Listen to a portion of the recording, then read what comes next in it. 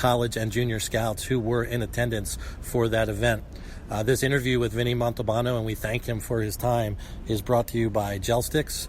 Gel Sticks is a state-of-the-art, brand new training stick that is weighted with a gel polymer that allows a player to use a stick that is a little bit heavier to work on his strength, the strength in his arms, hands, forearms, with stick handling and shooting. The stick is a little heavier than usual thanks to the gel polymer that is on the inside of the stick, but the way it is designed, it comes in the same pattern and flex, and the sticks react just the same as your game stick, so you're not slowing down or inhibiting your muscle memory. You're actually making yourself stronger and quicker at the same time as far as your shooting and stick handling goes. It's a tremendous product. Gel Sticks, check it out on the web, www.gelstx.com. There are a bunch of NHL teams, I think more than 30 NCAA Division I and more than 10 NCAA Division III, as well as the United States National Team Development Program. They're all using the stick at this point for training purposes. Again, it's www.gelstx.com. We're happy to have a partnership with them. And if you go on the site and you like what you see from their product, check out the different patterns and the different flexes that they have. Order one that you like and use the code DMV20 to save $20 on your order. Now, here is our interview with Connecticut Junior Rangers NCDC General Manager Vinnie Montalbano. Hi, Scott Lowe here for the DMV Hockey Podcast. I'm joined by Vinnie Montalbano. Vinnie is the general manager of the Connecticut Junior Rangers NCDC team, which is where I got to know him when my son played there a couple years ago. And he's also a scout for the Vancouver Canucks, correct? Yep. And the mastermind behind the Kings of the East Coast Showcase, which is a great showcase, 8 to 10 teams invited, uncommitted college prospects, and we're part of that program and are part of that showcase, and we're really excited to be here, Vinnie. So first of all, I just want to thank you for including our kids. It's a really big deal. I know some of these kids are up here all the time, but for our guys, it's a really big deal to come here, so thank you for having us. Yeah, thank you guys for coming. I know this is your second year. Second year, and obviously seeing the talent level improve, and you guys brought a great squad. Yeah, I mean, just the reputation that you're building with the event helps us. You know, I've always tried to, one of my goals when starting this was to actually get some of the best players in our area from the different teams together. And it's hard because they scatter. They go to prep schools. They play for different clubs where there's politics and they're enemies. But we've been able to do that just by coming back last year and telling people how great of an experience it was. So it's really, believe it or not, it's a really big deal for our guys to be here. Thank you. We're happy to be here. Tell me a little bit about just the event and how it's come about the last couple of years. Yeah, it's a funny story how it kind of came about. The website a few years ago, now 5 years ago, called Over the Boards, started a showcase. They invited, it was a small, same kind of format, small showcase, and they canceled. We had signed up in the Minnesota Blades, and they canceled about a week before the tournament. And the Minnesota Blades director called me and asked me to do whatever I could to salvage. They had their flights and their buses and their hotels all paid for. So we did. We got it together. We did a U19 and we did a U16 at that time. Small. I think we had eight teams and 6 teams, and it was successful. And we just kind of they wanted to come back and do it again. And I think just having them and kind of reaching out and bringing in some different teams, it kind of just kept growing from there. And I think we have that market of focusing on uncommitted kids versus just trying to bring these bomb squads of committed players that have, that are on their 6th or 7th showcase. Really want to focus on the kids that maybe might be flying under the radar. Sure, and that's kind of one of our missions because we have a lot of great players in our area who don't get exposed. So coming to something like this where they play in a lot of events where there's junior scouts, but to actually know that there's going to be 20 to 25 college scouts here is really important, and your relationships obviously to get them here helps. Yeah. I mean, I think I think we've seen a trend where we've seen a growing number of schools come. I think this year the count's at like in the mid 30s right now. And we're happy. That's a good turnout for us, and so.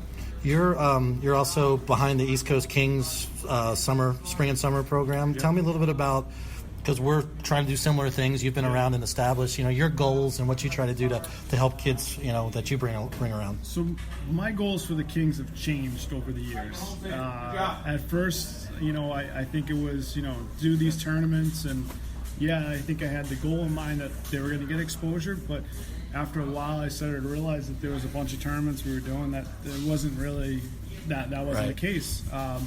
So then I started getting very selective about it, and I work hard just like you guys do to like put together strong groups and keep kind of like a core group together, but I started getting more selective about the showcases I was doing, and I think that was important. I really kind of focusing in on the ones I felt like would showcase certain guys, and there's certain ones that kids want to go to prep school. Okay, this is the great showcase to do for prep school exposure. Kids want colleges. All right, well, let's do this one, and if a kid's already committed and he just wants to be in good, all right, let's do this one. Let's get a group of guys, and so there's different showcases out there. But you gotta, for me, it was more building the right teams for those kind of showcases, not just taking anybody that wanted to sign. Sure, and then putting your other hat on as a GM for an NCDC team, which obviously. In our area, the rise of the NCDC the last 2 years, and having some kids from our area like Devin and Mac Robertson, who's here with us this week, and some other kids, trying to think, Johnny Malera with the Boston Junior Bruins, and we've had some really good kids come up and have really good experiences. And of course, it being tuition free, it's what everybody wants to do now, right? Everybody's an NCDC player. That's where they want to get to. Absolutely. So, as a GM in that role, when you're at a showcase like this, what are you looking for when you're looking at players? Sure, I'm always got my GM hat on whenever I'm at a rink. No, I think it's just focusing on the hockey sense and the skill part of it, and we like to, knowing that what our style is for the Rangers is we like to play a fast-paced game and attack with speed. So looking for players that can fit that kind of mold. But I'm always talking to our head coach, trying to figure out what holes we have, what he thinks we need to improve on, and I think it's just kind of looking for that, and it's building relationships too. In the junior level, it's very competitive. Right. It's a lot of competition. There's a lot of options out there.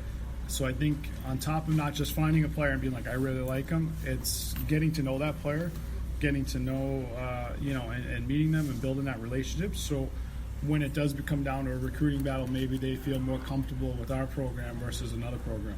And that's what happened with Devin. I mean, you guys took a look at him. He got to play in a couple showcases with you. He really liked you. He really liked Jim. Just felt comfortable, and it was where he wanted to go. And I think that was a big part of it. Was you guys took your time with him, gave him a full look, and he just felt really, really good about it. But our philosophy always is we always tell kids to do their homework. We never push a kid and to tell them to commit to us or sign a tender or commit, anything like that. We always tell them to do their homework.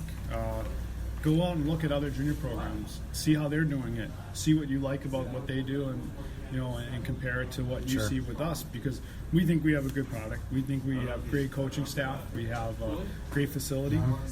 We work hard for our players.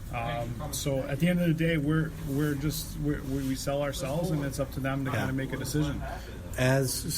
For example, the group that I bring here, I think all of them, if they continue on the right path, have a chance to play D3 at a minimum. I think they're all minimum good level Tier 3 potential hockey players. But, getting to that next level where they all think they belong, the Tier 3 to the Tier 2 jump, what's the biggest difference? What's the biggest thing that a kid who's a Tier 3 player needs to do, or that's missing from their game to be a Tier 2 player? I think it's always the speed. And every level you move up, you got to adjust to the speed. So I always find that when kids move up, that extra second or two that they think they have, they don't anymore. And then sometimes they get in the mold where they think that they don't have enough time and they kind of rush decisions. Sure. So it's just kind of finding that happy space where you can play your game, but knowing that you got to make quicker decisions, move the puck quicker.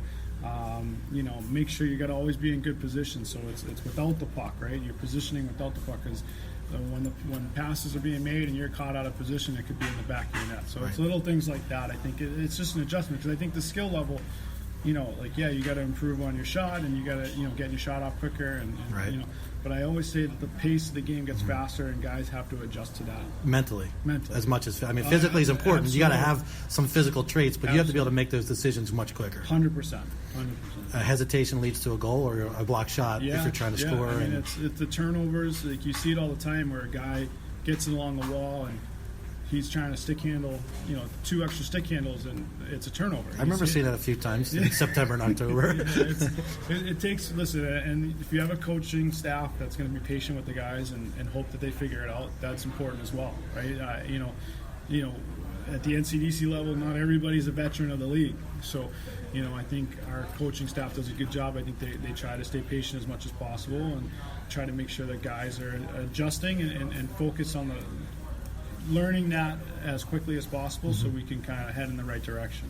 What advice would you give a kid from our area? I mean, obviously, I talk to you and Jim about players a lot. Yes. When we have a kid who we think is at least a Tier 3 good player, possible Tier 2. But, kids who want to, build that relationship with you or be found or be known by you guys, what should they do? Listen, what you guys do is fantastic, because you got to align yourself with people that are going to help.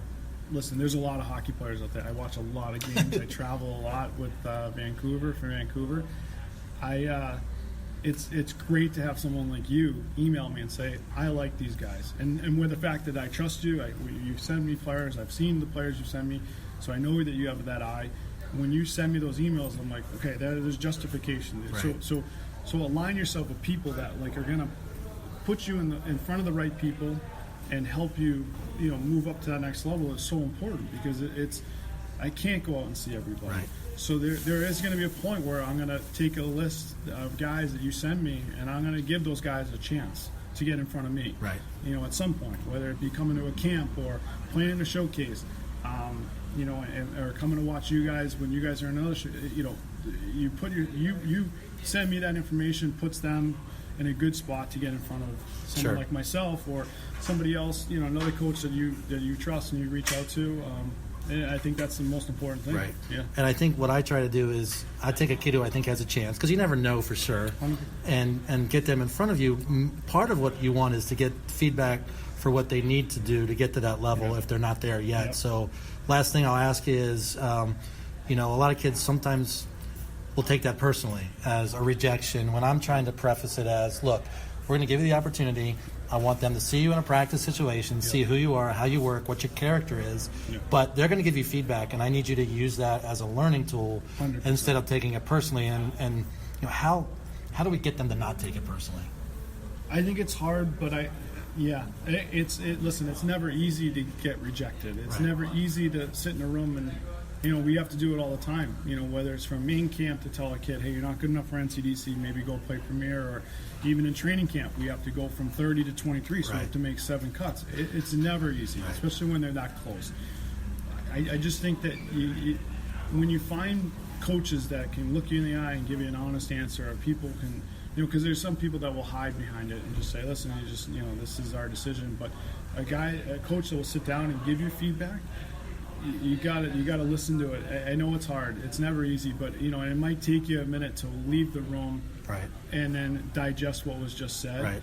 But you got to take those notes and kind of work towards fixing what they're seeing. And that's the most important thing, because we always see too, especially for at certain levels, certain guys, would you rather be the 14th forward who sits in the stands for 30, 40 games, or do you want to go to a spot and be the top 6 and play, and continue to develop at the right spot? So I think those are always important things to kind of think about, right? So it is hard. It's never easy. I think anytime you get criticism, it's tough to take. But I think if you take a second after your disappointment kind of wears off, you digest what was said. Hopefully you can look at it and give an honest assessment of yourself. Great. Awesome. Well, Vinnie, thanks again for having us and taking some time to talk. Absolutely. And look forward to continue working with you in the future. Yeah, thank you. Thanks. Great. And that'll do it for episode 4 of the DMV Hockey Podcast. A big thank you goes out to Ben Hammock and Anthony Matarazzo, who were our 2 coaches at the Kings of the East Coast Showcase for our DMV Prospects teams. They did a great job leading our team to a 2-2 record there, including wins against the Minnesota Blades and East Coast Kings that were kind of landmark wins for our program to be 2 of the top programs in the nation as far as spring and summer showcases go. So that was exciting. Coach Mazzo and Coach Ben did a great job there, and I'd like to thank them for being on the podcast this week, and also to Coach Ben for coaching all the way back to our Team DC high school all-star team that went to St. Louis in April. Ben has been involved in Team DC